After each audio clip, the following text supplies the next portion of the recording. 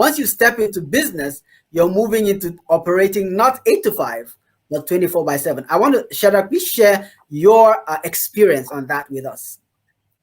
Thank you kindly. Thank you so much, Kenneth. You know, looking back, my last corporate job was with Deloitte, and we did some fascinating things there. We were able to clock a really incredible balance sheet in a short period of time, and we're able to disrupt an industry. But beyond that horizon, I've set my focus on not just a side hustle, but a main hustle. And looking back now, there are things that I wish I knew before leaving corporate that I now know. And I'm just going to share 3 things with our audiences from around the world, Canada, Switzerland, and parts of Africa. I'm just going to share those things, of course, the US as well. Just 3 things. The first one I want to title it Runaway. And the second one, I want to title it Back End versus Front End.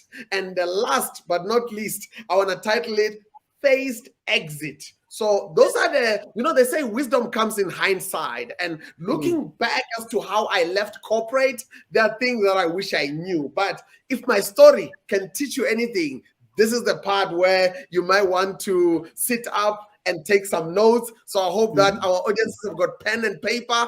Here it goes. Runaway. When you exit corporate or you exit your 9 to 5, please pay close attention to your runaway. You know, if you think you need only a 6 months runaway before you take off, whereby your side hustle or your main hustle can pay bills, can take care of your family, you may need a second or a third opinion from experts like myself and my brother Greg over here. You may want somebody to look at those planning, to look at your flight plan, to look at your journey map, because back then I thought I needed 6 months worth of savings, 6 months worth of what can carry me and my family. But lo and behold, I miscalculated so much. In hindsight, I made some mistakes. Remember, I was never full-time in business up until that moment. So it just so happens that in actual calculations, I needed an 18 months runaway. So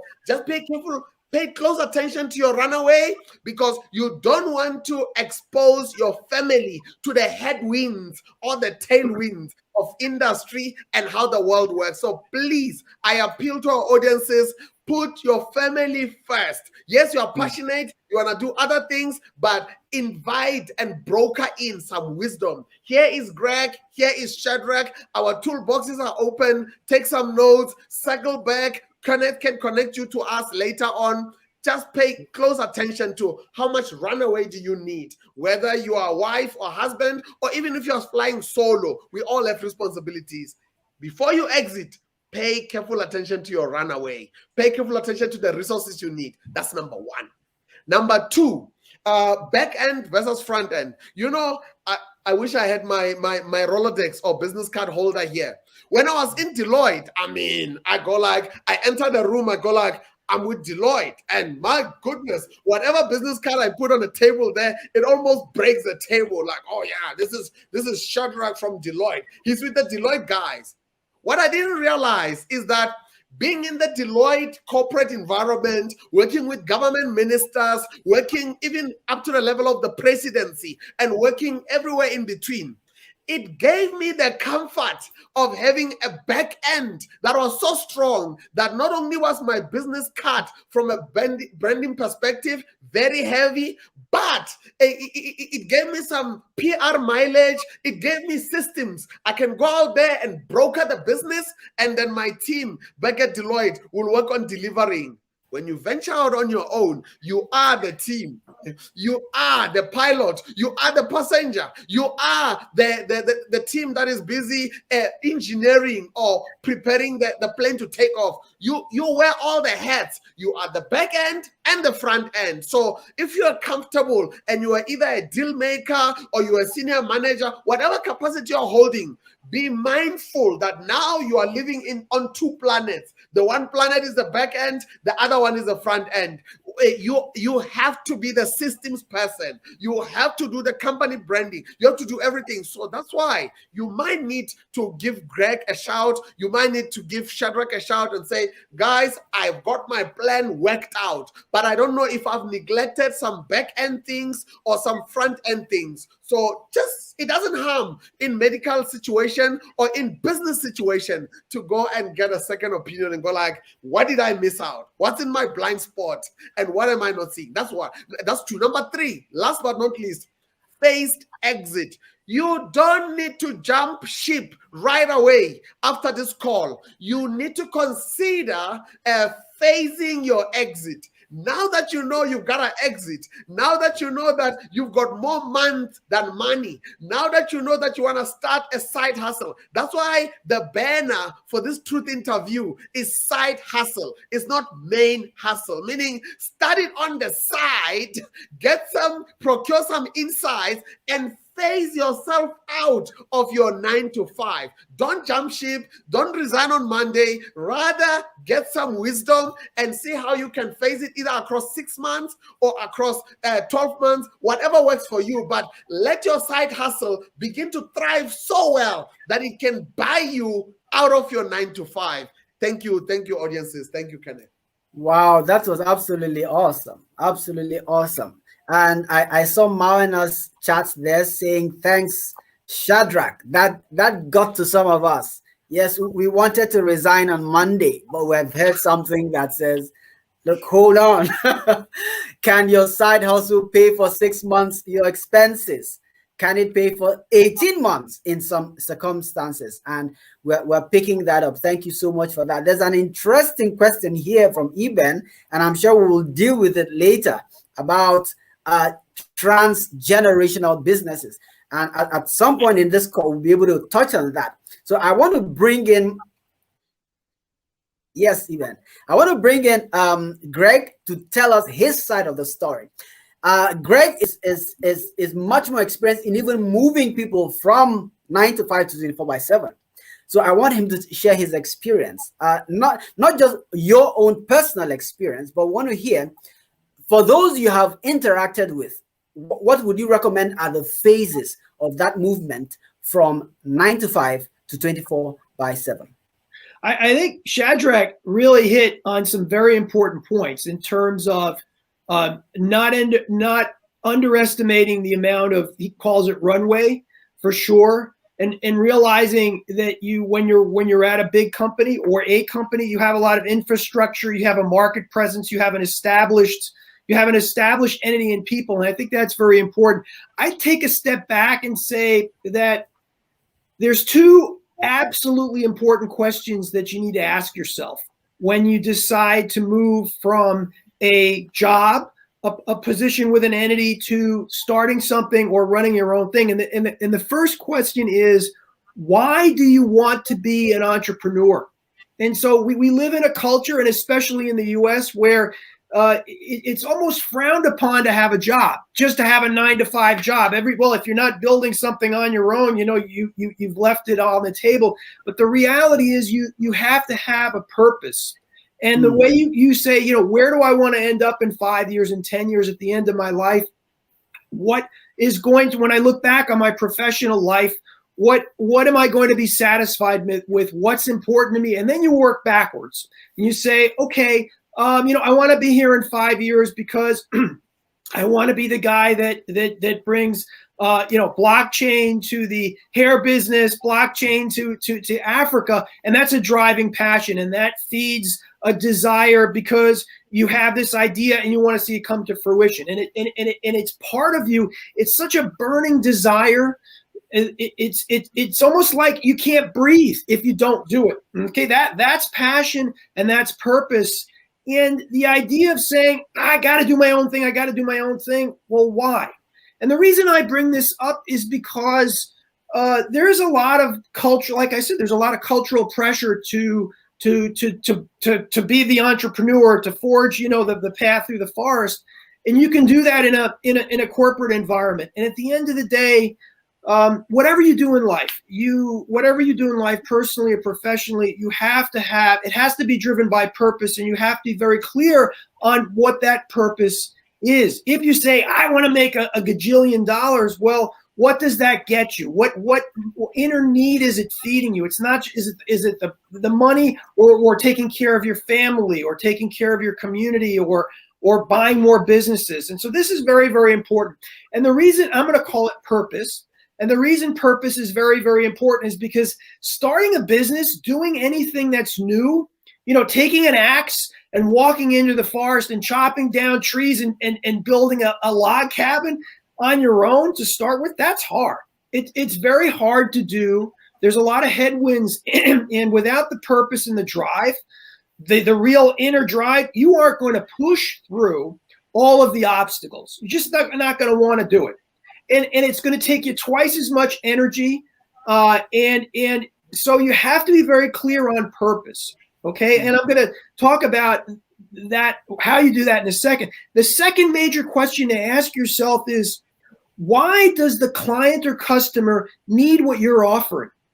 What is the driving? I mean, so, it's, as entrepreneurs, we're saying, I'm doing this, and the client or the customer doesn't care about why you're doing it. What they care about is, what are you delivering? What pain point are you solving for me? Okay. And can you deliver that? If you're making pineapple juice, you're producing pineapple juice, for example, why is that pineapple juice better that you're going to make and sell than what they're consuming now? And what pain point, what problem does it fix? And so this is absolutely critical, and it's often overlooked. You say, yeah, I talked to a handful of potential customers and they want to buy it. Well, that's not enough. You need to have a continuous conversation with your target market, okay? You have to have a very, very clear view of, going back to pineapple juice, what does the pineapple juice drinker look like? How old is he or she? What other things do they buy? What are their hopes and aspirations? And while that might seem like overkill, the difference between succeeding and failing in any kind of business is a very intimate knowledge of the customer, the clients, what their pain point is, what their aspirations are, what other things they do, what their habits are. And the only way to do that is to have a continuous conversation, to seek out that target market and to talk to them, and to get data and to get research and to look at it. Okay, so now I'm going to come back to something that Shadrack said, which is very, very important, which is to have advisors. Okay, an advisory board, because you can't, no human being can be objective about decisions that concern themselves. It's just not possible. There's always this filter of bias. And so you need to be surrounded by professionals, friends, other entrepreneurs that are going where you want to go. And you need to have an advisory board. I'm going to call it an advisory board, advisory group. It doesn't need to be that formal. It's 3 or 4 folks that have been where you want to go, that you trust, that understand and appreciate you, and also challenge you. They don't agree with you. The best thing you can do in business as an aspiring entrepreneur is seek out people that tell you you're wrong. Okay, because everybody is looking for that reinforcement of what they already think. And the reality is that you need to have continuous honest feedback, so that you can make very good decisions. And so if you say, I'm going to focus on these 2 questions. One is, what is my purpose? What is my drive? And what am I doing? What does my product, how does it really serve that customer? And that is, you're continually obsessed with that. And you do it in a framework of an advisory group, other people that are experienced professionals that, again, understand, appreciate, and challenge you. You have a framework for looking at a startup business, an existing business. I mean, what I'm talking about applies to individuals. It applies to to companies. It is a framework for success. It's a framework for always producing a product or a service that is aligned with what your passion is, and always producing a product or service that is aligned with what serves the market. And in the framework of an advisory group, you won't drive the car off the cliff. Because as Shadrack said about Runway, this is a game about lasting. This is not a game about winning right away. This is a game about lasting and chipping away and building the castle one brick at a time. And that means that you don't want to, as I say, drive the car off the cliff. You take risks. You will come close to the edge of the cliff, but you don't want to just blow everything up. And so if you look at those two questions, and you're always coming back to that, and you have a group of people around you that can give you some perspective, you're going to do very well. Thank you very much for that. Some of the things we're hearing today are things people pay for to learn. That is the truth. And I appreciate Greg's breakdown, breaking down even more what Shadrack mentioned about the phases, about managing your risk, about getting advice that is not biased, because in our own selves, we're typically biased to ourselves. We want someone to say you're good. Meanwhile, someone needs to say you're not that good. All right. Thank you very much for that. We're going to be comparing. Just a moment, Kenneth. I could lean forward to respond to what our brother Greg said and to how you circled back and said something.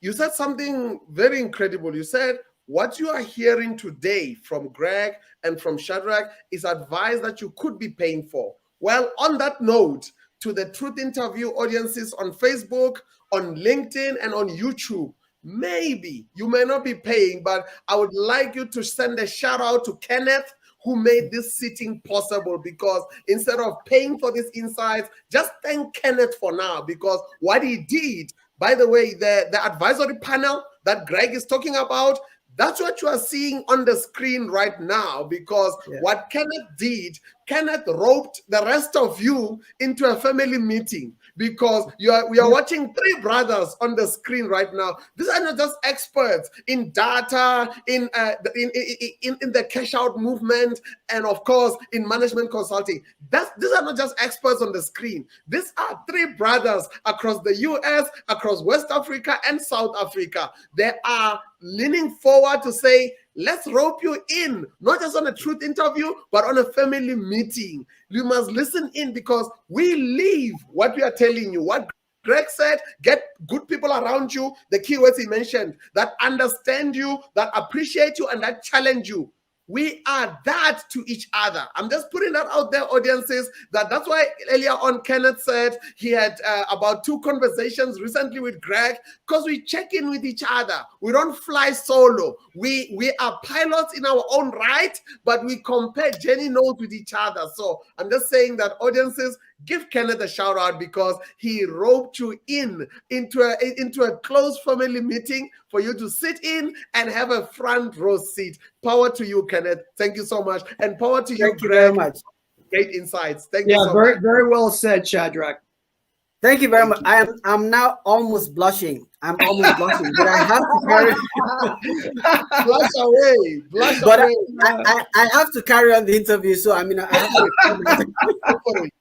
Go for it. All right. Thank you very much, Shadrack. That was very much appreciated, and I appreciate that so much. That's powerful, and it is true.